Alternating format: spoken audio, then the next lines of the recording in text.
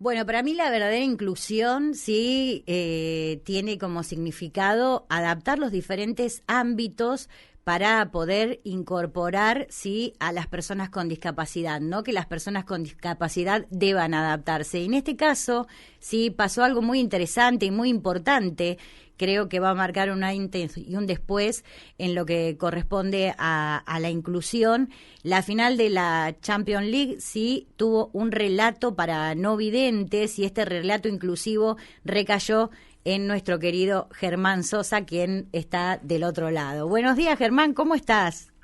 ¿Cómo andas, Juli? ¿Todo bien? Sí, todo bien. Gracias por darnos este momentito para poder charlar con vos de algo que realmente ha hecho y va a marcar historia. Sin duda el relato siempre está plagado y es rico en cuanto a detalles, pero en este caso hubo un trabajo mucho más fino en este sentido, ¿no, Germán?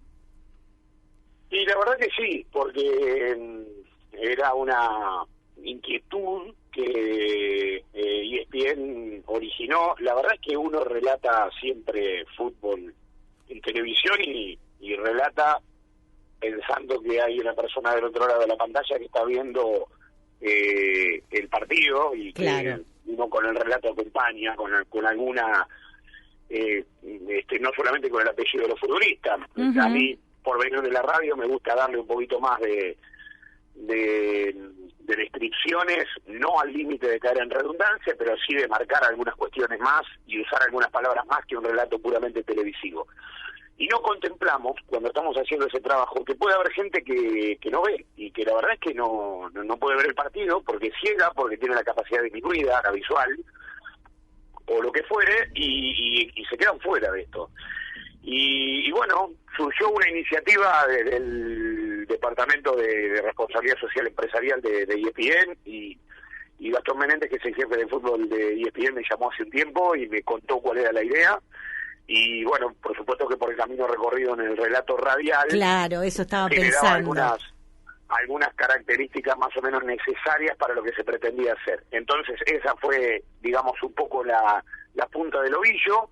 Ahí empezamos a desandar un camino y esto empezó a tomar forma con muchas reuniones que hubo con Silvio Velo, el capitán de los murciélagos, con Apanovi, con ASAC, las asociaciones que están un poco a cargo de auxiliar a aquellos que son ciegos, sí, o mejorar la calidad de vida de ellos. Uh-huh. Nahuel Penisi, no sé, un montón de sí, de referentes, este claro, de referentes en este sentido, que nos dieron algunas pautas. Uh-huh. Porque lo que nosotros queríamos hacer, conocer antes de encarar definitivamente esto, es cuáles eran las necesidades que ellos tienen desde el momento en que se sientan a contemplar un partido, digamos, frente al televisor, pero no pueden verlo. Claro. Y el relato televisivo es mucho más limitado todavía, por eso ellos son más apegados a la radio. Claro. Como lógico y natural. Esto era lo que vos decías, ¿no? El hecho de decir, bueno, el relato televisivo de un partido es acompañar la imagen, ¿no? Se entiende. Pero en este caso, con tu trayectoria de gran cantidad de partidos a nivel radial, donde uno en la radio es la magia que tiene el medio, ¿no? Es como que haces un pincelazo más amplio de qué es lo que estás viendo vos para que el que está del otro lado pueda tener como por lo menos un panorama, ¿no? De lo que está pasando. Y porque es el ADN de la cuestión, es decir, cuando uno relata en radio supone que el otro no lo está viendo. Claro. Sí, está escuchándolo por radio, entonces el tema de la descripción y todas estas cosas, y las palabras, y los tonos, y las emociones, todo el ritmo dinámico, digamos, de una transmisión es bastante diferente, y yo soy de los tiempos en los cuales incluso al televisor lo poníamos en mute, y poníamos el audio de la radio para escuchar los partidos y contemplar la imagen a través de la televisión. Uh-huh. Entonces, bueno, así es como se fue encaminando todo, y la verdad que hicimos unas pruebas. Yo también digo, en esto se necesita mucho ponerse en el lugar del otro, la nunca bien ponderada empatía, entonces me vendé los ojos y me senté a mirar algunos partidos sin mirarlos, digamos, para escuchar solamente el audio, y bueno, me hacía falta absolutamente todo, digamos, no. Entonces, en base a todas estas cuestiones grabamos algunas pruebas y enviamos grabaciones de 10, 15 minutitos de de un partido, y lo hicimos, recuerdo, por ejemplo, con Real Madrid-Barcelona, con el último clásico de España, para que ellos escucharan y nos dieran una devolución, y la verdad que en todas las pruebas fueron muy buenas. La idea era inicialmente hacer las 2 de la UEFA Champions League, pero por todo este tema preparatorio, que no solamente tuvo que ver con lo periodístico, tuvo que ver también con lo técnico, claro, se demoró hasta la final. Digamos, en la final lo podemos llevar a cabo como una especie de puntapié inicial, y la verdad me honra porque ha tenido una tremenda repercusión. Sin duda, sin duda. Incluso me tocó, en ESPN me pareciera que estoy signado por algunas cosas en ese sentido, porque me tocó hacer la primera transmisión en 3D, con los lentes de 3D puestos, con el patrón Bermúdez. Hicimos la final de Bayern Múnich y Borussia Dortmund, la final entre alemanes, de la UEFA Champions League también, y después me tocó hacer la primera transmisión en 4K, digamos, y ahora surge esto, así que pareciera que estoy medio marcado para que los puntapiés iniciales en este sentido me toquen a mí, ¿no? Bueno, evidentemente la cadena sabe a dónde, quién tiene capacidad como para poder enfrentar estos desafíos, porque en realidad, como bien dijiste vos, la palabra tan utilizada, y sobre todo en estas épocas y en este contexto que es la empatía, tiene que ver con esto, con la inclusión, es decir, poder realmente que el fútbol televisado sea inclusivo, dándole todas las herramientas a aquellas personas, bueno, en este caso no videntes, que puedan disfrutar el partido como lo hace cualquiera, ¿no? Esa es la verdadera inclusión, no que la persona con discapacidad deba adaptarse al ámbito. ¿Cuánto tiempo te llevó más o menos, Germán, coincidir en cuáles serían los requisitos o cuáles serían las necesidades en el relato? Y mirá, fue unos, no sé, habremos estado preparando todo unos 2 meses, entre reuniones, grabaciones. Por supuesto que, a ver, en haber recorrido un camino del relato radial, que es el que a mí más me gusta, más me apasiona y el que más he caminado, muchos tiempos se acortaron, ¿no? Porque yo esa parte ya la tenía, digamos. Sí, sí. Pero bueno, después había que tratar de estar a la altura y estaban todos muy pendientes de esto, así que era una especie de examen de ver si la cosa más o menos caminaba, y la verdad que anduvo realmente muy bien, porque hasta ayer estuvimos hablando con Silvio Velo y demás. Me preguntaba cuál iba a ser la próxima, le digo, todavía no sé, estamos en eso porque hay un tema técnico también, ¿viste? O sea, no es tan sencillo desde lo técnico, y una vez que se va implementando, después se puede ir llevando a cabo con el audio SAP y demás, claro, pero no ha sido tan fácil el camino, digamos que lo más engorroso se transitó y todo lo que venga ahora ya tiene experiencia previa, así que claro, va a servir de alimento. Pero vamos a ver, esperemos que ya con la próxima temporada haya algo apuntado en este sentido. Bien, en cuanto a estas conversaciones que tuviste, como bueno, por ejemplo, como Velo y por ejemplo Penisi, las asociaciones de no videntes, digo, ¿cuáles eran qué era lo que más se te requería en cuanto a la transmisión? Y mira, describir todo, cómo era el estadio, claro, qué número tenían, qué color de camiseta tenían, cómo el árbitro, qué número tenía cada jugador, dónde estaba la pelota en la cancha, que esto lo marcan los tonos, y lo marca si uno está con un tono tranqui es porque no hay ningún peligro, si está full es porque ahí estamos en la puerta de un gol, pero además desde la descripción se puede contar por dónde, por derecha, por izquierda, cómo fue la falta.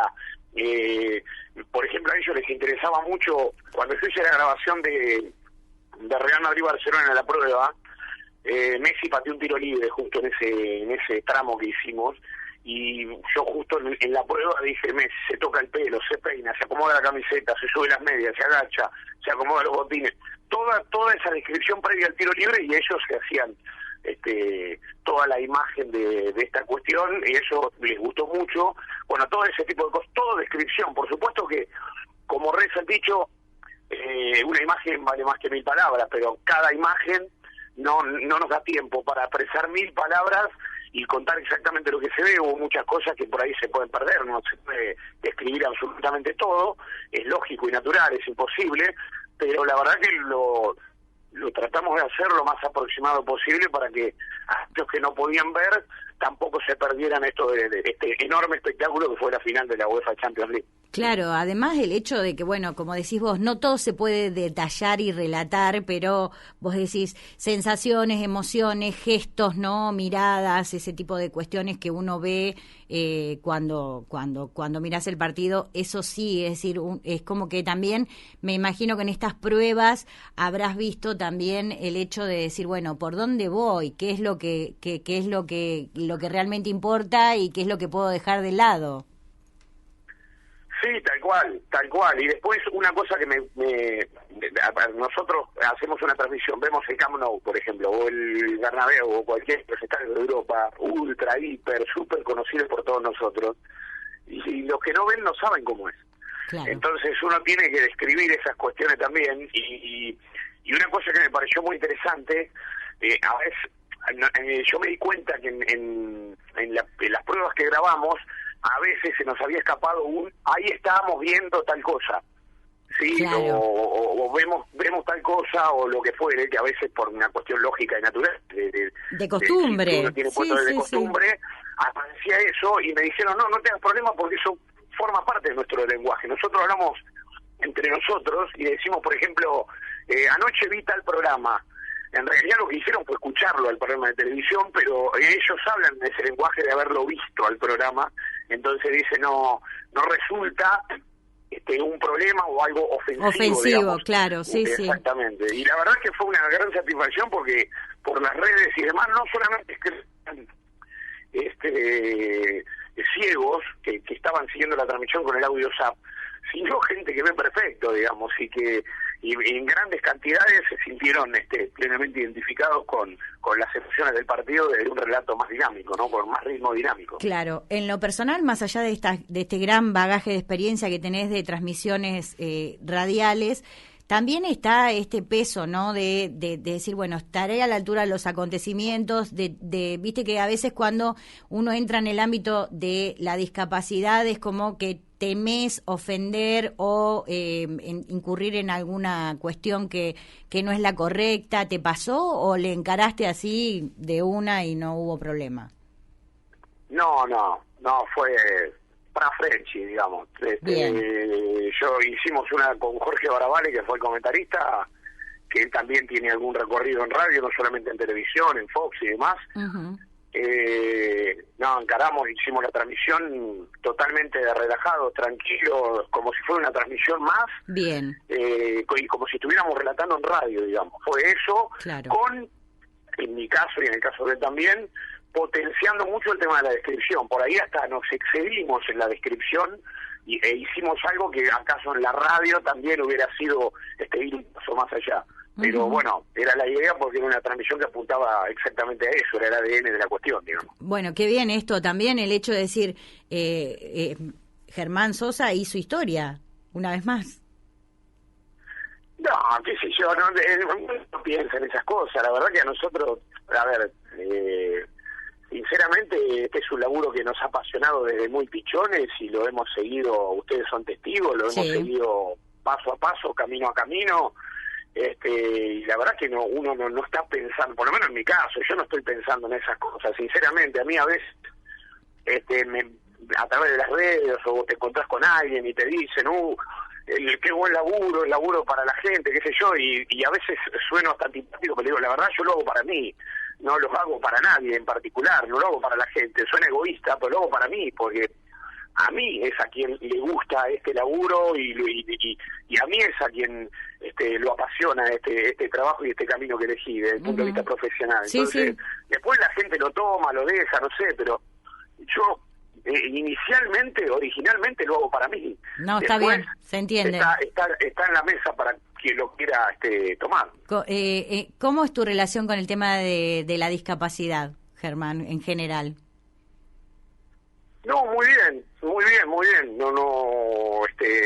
He tenido con el recordado Héctor Álvarez, en el taller protegido, digamos, muchos vínculos con los chicos ahí, en algunos eventos, por ejemplo, digo por no, está bien, está bien, no, por apuntar ahí a un ámbito que ustedes tienen mucho más cercano, conocido. y bueno, y como en ese sentido también se da acá, yo creo que todos tenemos algún familiar con alguna discapacidad o algún problema. Sí. Yo creo que todos, más cercanos, un poquito más lejanos, pero todos tenemos. Está bien, pero y digo... me parece que eso está sí, buenísimo. obviamente, pero... Poder acercarse e incluir. Obvio, ese es el punto, el hecho de decir, de tenerlo presente, ¿no? Más allá de que tengamos algún familiar o no, de tener presente que hay personas con discapacidad y que realmente nosotros podemos hacer diferencia a través de nuestro trato, a eso iba. Así que la experiencia fue por demás positiva, no solo para vos, sino también para aquellos que pudieron disfrutar de este partido, y puede llegar a ser el puntapié inicial para que esto se pueda replicar. Explícame cómo es esta opción SAP, que no, la verdad que no, soy medio cero tecnológica yo. Sí, bueno, es algo que, a ver, una vez que uno le toma la mano es bastante sencillo. Esto comenzó con los DVD. ¿Ustedes se acuerdan cuando vos ponías con un DVD una película en el DVD? Sí. Y te permitía cambiar el audio por inglés, español latino, te permitía cambiar el audio o poner o sacar los subtítulos. Ajá. Todo eso que hoy en día lo tenés incluso en cualquier canal pones Netflix o lo que fuere. Sí. Bueno, el control remoto tiene 4 teclitas, la mayoría de los controles remotos. Después depende cuál es el control que cada uno tiene y qué marca de televisor, pero obviamente se debe tratar de un televisor inteligente y tener el cable mínimo digital, ¿no? Uh-huh. Vos tenés 4 teclas, una roja, una azul, una verde y una amarilla. Generalmente la tecla roja, cuando vos la apretás, te abre una ventanita que tiene que ver con el audio, información del audio, o depende del televisor, insisto, la inscripción que aparece. Sí, sí. Con el OK del control remoto entras ahí y vas a encontrar que dice primario y SAP. El primario está tildado porque es el audio primario del canal que estás viendo, el que sale de origen, digamos. Sí, sí. Y bueno, con la flechita de control cambias a SAP, pones OK y ahí aparece con el audio, con el otro audio, digamos. Le envías el audio al canal que estás viendo. Claro, esto tiene que, desde lo técnico, desde lo tecnológico, el canal tiene que tener habilitada esa posibilidad, porque claro, si no la tiene, estará el audio primario y punto, no, no habrá otra opción. Está bien, pero de todas maneras, esto puede decir, más allá de lo técnico específico, que tiene que ver con esto que vos me estás explicando, es decir, ESPN probó que esto se puede hacer y bueno, esto abre la puerta para poder hacerlo de una manera más habitual, se podría decir, o corriente. Sí, claro, sí, la idea fue un primer paso y es más, te digo, estuvieron con muchas ganas de hacerlo en la final de Racing Colón, del campeonato local, pero desde lo técnico fundamentalmente era bastante complejo por el tema de que no es una señal que va por cable o que sale al aire. Claro. Es una señal de pagar para ver, digamos, el pack fútbol. Entonces ahí se hacía bastante más complejo el tema de encaminarlo, y esto, digamos, lo frenó por ahora, pero bueno, nunca se sabe. La idea es que este haya sido el primer paso. Claro. De muchos intentos, no solamente en el fútbol, de todos los deportes, sí. En otros deportes también. Estaba viendo en una de las notas que te hizo Perfil, que relató un poco esto, que se pensaba aplicar a otros deportes. En lo personal, Germán, bien, ¿no? Profesionalmente, te recibiste de contador, una cosa increíble. ¿Cómo vas? No, terminé y qué sé yo, lo hice por hacerlo, por darle a la cabeza otra cosa, y ahora estoy viendo a ver qué voy a hacer, para no, viste, ayuda eso a sacarse un poco el fútbol de la cabeza y a limpiar y a resetear un poco. Uh-huh. Y terminé y nada, ahora tengo que empezar el trámite del título, porque la verdad que ni lo he hecho, para cumplir, digamos, con el procedimiento, porque no está en mi cabeza hoy ejercer en ese sentido ni nada. Fue una cosa que empecé y en un momento me encontré en un punto en el que dije, no, me da lástima dejarlo. Claro. A pesar de que tenía poco combustible y bueno, y llegué y lo completé. Pero bien, perfecto. Ahora más tranquilo, digamos, porque terminaron las ligas europeas, terminó la Champions, se entró en receso el fútbol argentino, entonces, bueno, se vienen algunas semanas de un poco de tranquilidad después de un ajetreo bastante potente como el que hemos tenido, o el que habitualmente tenemos todos los años, ¿no? Entre agosto y junio fundamentalmente. Uh-huh. Obviamente también es cierto, Germán, que bueno, el fútbol se dirime en medio de un contexto, ¿no?, de emergencia sanitaria, de pandemia, que también lo tiene como un poco a maltraer. Recién estaba viendo que bueno, el seleccionado argentino confirmó su participación en la Copa América, ¿no? Y bueno, es como que hay un ida y vuelta que sí que está bueno y que no, por otro lado. ¿Qué pensás al respecto? Mira, yo no estoy en desacuerdo en que el fútbol siga caminando, te soy sincero, y algunos dirán, claro, si vos laburás de eso... Pero ¿sabés por qué? Porque yo creo que el fútbol genera los recursos para poder seguir funcionando. Es decir, muchos entienden cómo puede ser, yo no puedo abrir, no sé, mi fábrica con mis empleados, por ejemplo, ¿no? No sí, es así, estoy dando un ejemplo, y el fútbol se puede jugar. El fútbol testea cada 48 horas. Es decir, y por ahí los obreros que van a trabajar en una fábrica no son testeados, como son testeados todos los protagonistas del fútbol. Esto, por un lado, tiene los recursos para poder funcionar con los protocolos extremos y con... después los jugadores se contagian como se contagia cualquiera, generalmente digamos en la vida misma, claro, ¿no? Porque tienen una vida los jugadores de fútbol. Pero vos fíjate, River jugó con un plantel contagiado contra Boca y en Boca no pasó nada. O sea, una señal inequívoca de que no hay dentro de lo que es el ámbito del fútbol, un partido, lo que fuere, un nivel alto de contagio, sino que el jugador de fútbol se contagia como nos contagiamos todos. En cualquier momento de la vida, de los pasos que tenemos que dar inexorablemente, porque de algo tenemos que vivir, que hay que ir a comprar la comida, etcétera, etcétera. Uh-huh. Entonces, eso por un lado.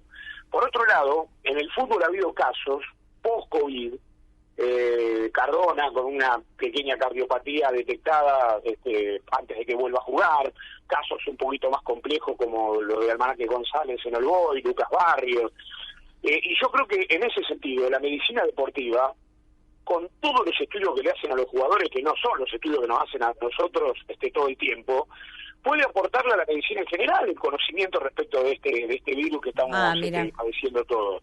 Yo creo que el fútbol desde su lugar, la medicina deportiva puntualmente, le puede aportar conocimiento a la medicina en general respecto de cuáles son las consecuencias, digamos, que deja el COVID, el post-COVID, con los jugadores que son todo el tiempo, digamos, testeados, estudiados y ha habido casos de este tipo que generan información, que es lo que necesitamos ahora para poder proceder, información. Mirá que concreta. Bueno, la verdad que no se me había ocurrido bajo ningún punto de vista mirarlo desde este panorama que vos lo estás planteando. Yo creo que ese es un punto, me parece importante, y después, si no hay fútbol, los jugadores no son testeados, es decir, se contagian como se contagia cualquiera y andan caminando por la vida contagiando a cualquiera, obviamente de manera involuntaria, ¿no? Sí. Como pasa. Sin embargo, en el fútbol son testeados, y al ser testeados se detecta, y si se detecta se tiene información, y si se tiene información se aísla, y si se aísla no contagia más. Es decir, a mí me parece que el fútbol rodando, teniendo recursos para poder funcionar y no generando riesgos de ningún tipo, claro, me parece que tranquilamente podría funcionar y hay cosas realmente positivas en ese sentido. Es decir, se han tomado algunas decisiones incoherentes, convengamos, ¿no? O sea, se suspendió el campeonato local y a los 3 días había partidos de Copa Libertadores en el AMBA, incluso, y partidos que se jugaban en Rosario, como el de Central, se traían a la cancha de Banfield, al AMBA, para jugar por una Copa Internacional. Entonces, que el virus ataca los partidos locales, los internacionales no les hace nada. Entonces, hubo muchas, digamos, de decisiones que se tomaron que no generaron un alto nivel de coherencia, me pareció a mí, en el último tiempo. Sin duda, en cuanto a tu trabajo, también se manejan con protocolos, con burbujas, en el trabajo que haces habitualmente vos dentro de ESPN. Mirá, yo voy muy poco al canal. Esta transmisión que motivó esta charla se hizo desde el canal. Yo estuve en una cabina solo, en otra cabina solo estuvo el comentarista. Normalmente se hace así. También hay estudios muy amplios que está separado por vidrio, digamos. Claro, sí. Estar en el mismo lugar que tu compañero, pero normalmente... Pero esos son, te digo, las menos. Yo estoy laburando de mi casa. Los partidos yo los hago acá en mi casa. Directamente. Con todo el equipamiento que me mataron, es todo vía web y con una buena internet por ahora se ha resuelto. Después a veces que se pixela, queda congelada la pantalla, puede pasar y uno tiene que apelar a algún recurso para zafar, pero mayormente hemos resuelto así. Son Bien. los menos partidos, muy poquitos los que vamos al canal, donde sí hay un protocolo estricto que tiene que ver con lo mismo que pasa en todas partes, es decir, que tampoco es infalible. Te toman la temperatura y si sos asintomático... No, seguro, seguro. Te lo preguntaba desde la curiosidad más que nada, ¿no? Porque obviamente nosotros acá en la radio no nos tomamos la temperatura, pero tratamos de mantener un protocolo más o menos acorde a las circunstancias como en todos lados, ¿no? Que creo que es por ahí. Bueno, Germán, te agradezco muchísimo, me encantó esto realmente de que seas parte de esta cuestión inclusiva, porque se habla mucho de discapacidad, pero a veces uno entiende que se hace poco en cuanto a la inclusión, ¿no? Concretamente, bueno, y en este caso es un puntapié inicial interesante para que esto se abra, sobre todo en el tema televisivo, ¿no? Y estaría bueno, la verdad que sí, porque bueno, ya se dio un paso, viste, en la televisión para los sordomudos, por ejemplo. Sí, con el lenguaje de señas. Con la lengua de señas, sí. En un momento se dio un paso con eso, bueno, esto sería otro, y por qué no, seguir enriqueciendo y dando pasos hacia lo que tiene que ver con la inclusión, para que nadie se quede afuera, al menos de estas cuestiones que son niñas, ¿no? O sea, ver un partido de fútbol, compartirlo, por ahí no tiene tanta gravitación y tanta relevancia como podría tener muchas otras cosas de la vida cotidiana a la hora de hablar de inclusión. Bueno, pero suma, todo suma. Exactamente. Germán, cuídate, besos para tu familia y gracias como siempre por la gentileza de charlar con nosotros. Un beso para todos ustedes, un abrazo altero a todos ahí. Un besito, Germán, gracias. Chau. Así dialogamos con Germán Sosa, quien hizo este relato inclusivo, sí, en la final entre el Manchester City y el Chelsea, sí, realmente importante. Insisto con lo mismo, ¿no? Hay que empezar a potenciar el tema de la inclusión, pero entendiendo que debemos adaptar los ámbitos comunes a las personas con discapacidad para que las personas puedan, sí, ingresar en los diferentes ámbitos, no siempre obligar a las personas con discapacidad a que se adapten ellos. Esto me parece que es un puntapié más que interesante y queríamos compartirlo con todos ustedes.